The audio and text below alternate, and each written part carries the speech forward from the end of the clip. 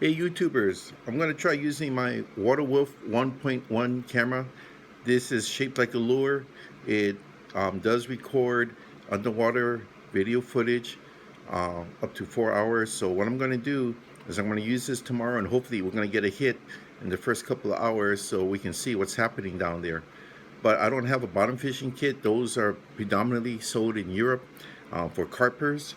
So I'm gonna rig one up using a weight that's specifically made for the bottom fishing kit, but I don't have the plastic brace for the kit. So what I'm gonna do is we're gonna McGyver our our fishing unit. So what we're gonna do is you're going to first attach the bracket to the unit to begin with.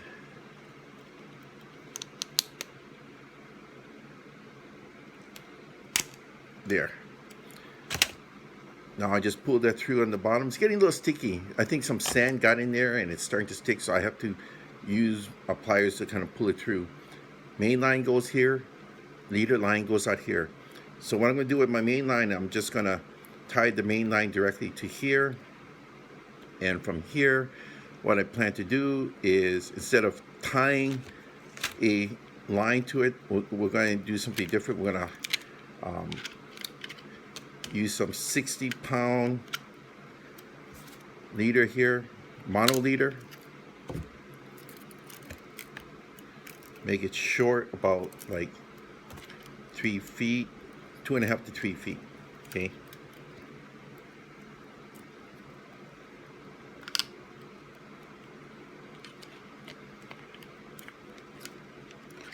All right. Got that. Always use a good pair of crimpers. Don't ever buy the cheap ones. Trust me on that. Okay, cut that. Throw it in there. So what we got now is get some crimps. I'm using 60-pound mono, so this will take a 1mm double barrel sleeve. Double barrel meaning if you look down the crimp, it looks like a double barrel shotgun looking down the crimp. See? So what we're going to do is put that through the crimp, put it through the wire of the camera unit. Okay, what I'm going to do now is I'm going to put in a Flemish eye. Okay, so we're just going to go to the loop 1 time, 2 times. I go 3 times in this one. There we go. See that? Okay. Then we're going to put it through. All right.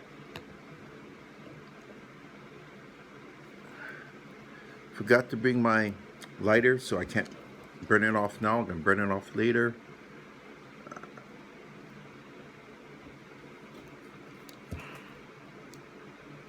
When you crimp, make sure that you leave about a 1/16 of an inch on both sides. If you don't do that, it's going to cut into the line, and you could lose your fish that way. So with this line here, I guess it's going to be right about here. I'm just estimating 2.5 feet should be here. So we're going to get some 3-way swivels. These are the heavy-duty 3-way swivels. These are the 3/2. See that? These are 3/2. So you put it to the ring of this one here. See how this is dangling? It goes to the ring of that one. So put it to the ring of that.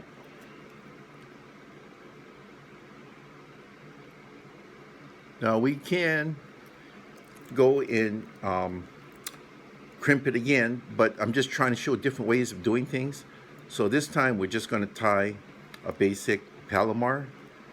I mean, I've had lines break in the past, but they've never broken at the knot. They've always broken before the knot, like so. Okay. There we go. Nice, sturdy Palomar. Now, what some people want to do is you don't have to do this, but I'll show it to you. You can put a granny on your tag end. Okay, you slide the granny down into your Palomar.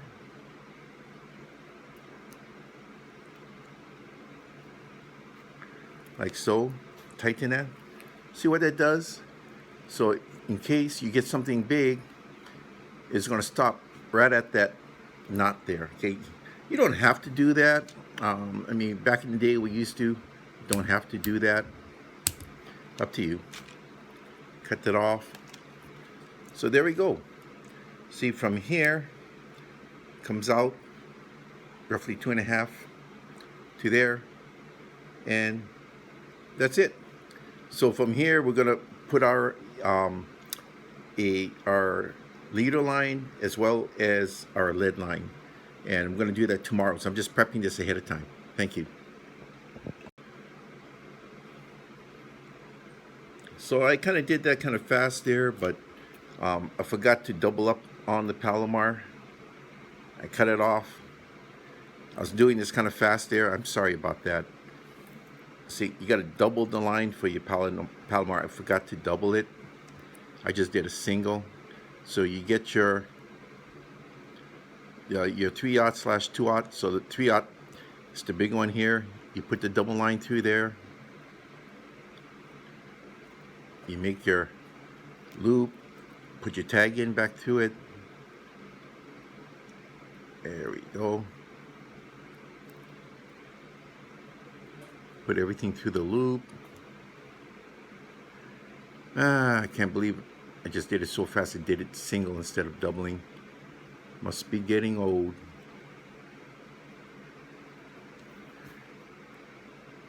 And it helps to lubricate it a little. There we go. 60-pound test line. It's not that bad. There. That's it. And that's the correct Palomar for tomorrow. Thank you. Okay, now the third and final step. I'm sorry before that I mistied the Palomar, but I made a quick correction so you know that not to do that. Now I'm going to get the weight on. Okay, so I don't have the bracket for it because I'm trying to get the underwater fishing kit. So what I'm going to do, since I did have I bought a couple of these weights. These weights are custom made for this unit to attach to the plastic bracket. I don't have the plastic bracket, so what we're going to do is we're just going to tape it in. Okay.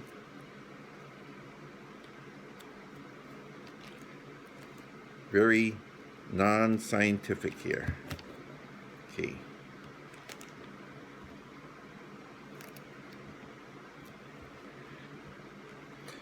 The reason why we're doing this because we want this unit to sit like that. When it's thrown, it's going to sit. When we throw it out, it's going to go out.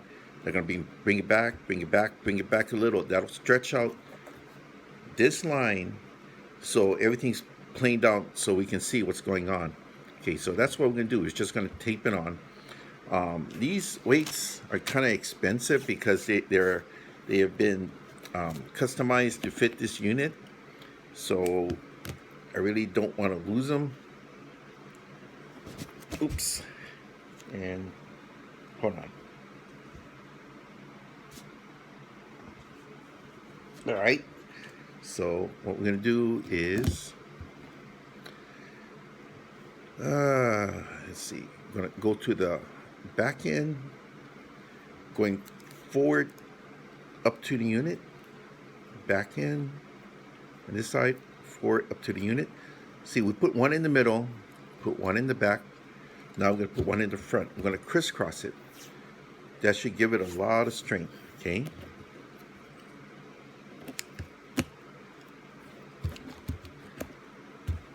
So we're going to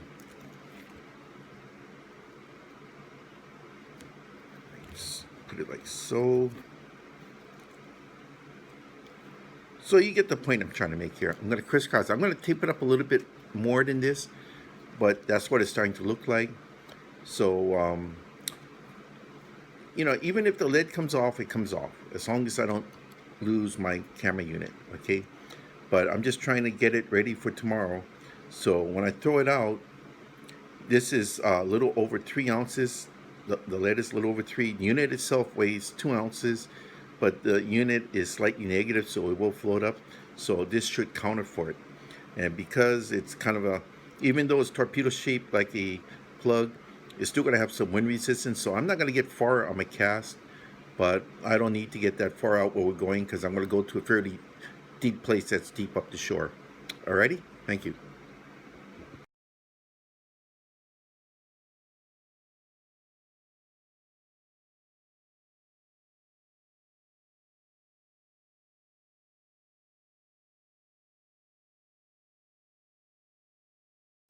Okay, for me to attach the waterproof unit on, I'm going to use a knot. I'm going to use a Palomar. I like Palomars. They're good for just about everything. Okay. Use a basic Palomar.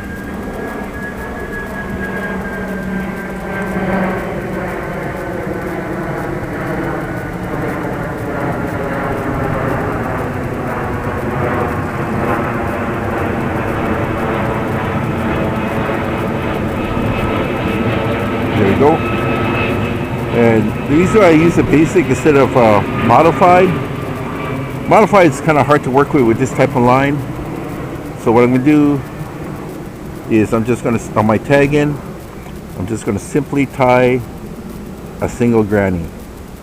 So in case I get a big hit, it starts pulling through the knot, the granny will hold. See, like that.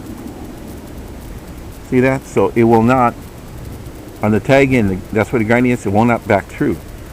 Okay. Looks good. Cut off the excess. That's what we have.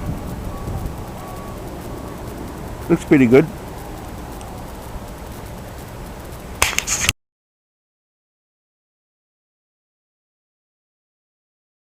Okay, gonna get my other rig ready.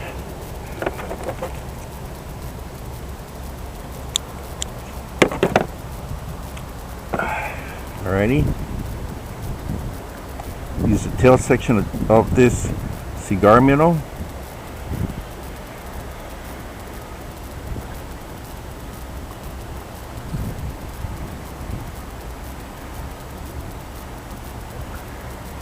Okay. And like I said, keep the hook to your right if you're right-handed. Start above the eye of the hook. Take a couple wraps. Go under the eye of the hook. Take another couple wraps. Pull it. Meat. This digs into the meat. That's it. So what we do. You know, I was thinking about it. This is heavy. This is over 3 ounce lead on this. I'm not going to add any more lead to it. Just use it like that. So I'm not gonna add any lead line to it. I'm just gonna go straight to the swivel. Use a dropper loop so we can loop that through like so. And we get the wind with us going from the left to the right. Trade wind's coming back. So if I throw it straight out, the wind's going to take it to the right. So it should be okay. That's it.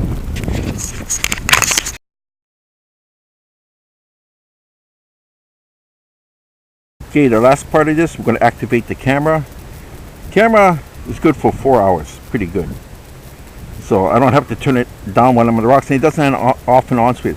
The switch is inside there, see? So I just flicked it on. Then we put the cap back on.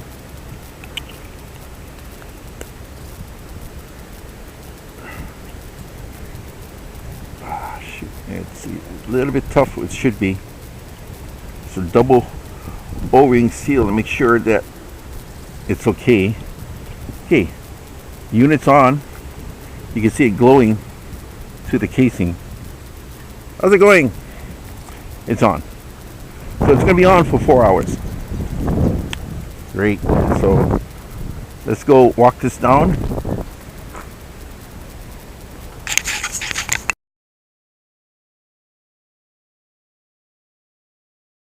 So we got our Ultegra 14,000 matte black edition, using a very hard to find Fenwick Seahawk 16.5 feet. So we're just gonna use our side mounted breakaway cannon. Go take one route, two. Okay, we're just gonna kind of ease it out there. We're not gonna do anything really that far out. I just want to test the camera today.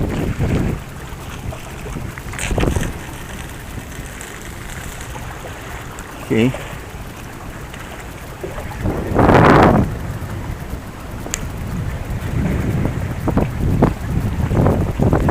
Put it into, there's not too many rod holders that can actually hold this because it's so wide at the base. My friend had this specially made a while back, and he was kind enough to let me have it because he stopped using it. So we're going to get our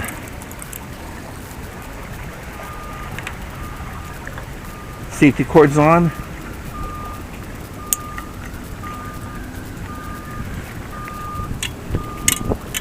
Just in case. Okay.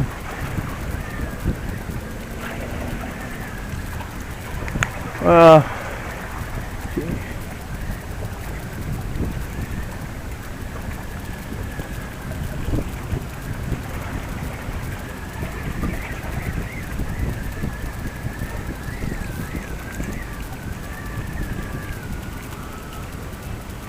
You can see how the line's going down in an angle.